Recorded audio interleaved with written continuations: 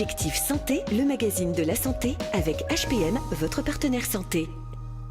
Chaque année, environ 3000 personnes bénéficient d'une pose de prothèse d'épaule, arthrose, luxation, fracture. Comme toutes les articulations, l'épaule est parfois malmenée et dans certains cas, la pose d'une prothèse est nécessaire.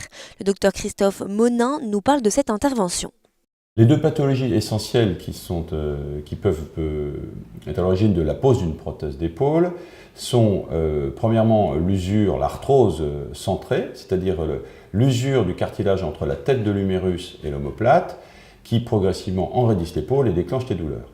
La deuxième situation, c'est lorsque les tendons de la coiffe des rotateurs, les tendons au-dessus de la tête de l'humérus, s'usent et se dégénèrent, et sont à l'origine d'une ascension de la tête de l'humérus qui vient se caler contre l'omoplate et créer des douleurs et également un enraidissement. L'arthrose d'épaule se manifeste tout d'abord par des douleurs, puis un enraidissement, et puis surtout une perte de la fonction de l'épaule progressivement. Les patients concernés sont le plus souvent âgés. L'implantation de la prothèse d'épaule s'est simplifiée au fil des ans grâce au progrès technique sur le plan chirurgical, grâce au progrès de l'anesthésie, donc des suites plus faciles, sur le plan de la technologie, avec des prothèses qui sont plus faciles à implanter, qui s'adaptent à toutes les situations, et surtout une rééducation immédiate sans immobilisation de l'épaule. Grâce à ces évolutions, il n'y a pas véritablement de limite d'âge pour implanter une prothèse totale d'épaule chez un patient même très âgé, à condition que son état général soit satisfaisant.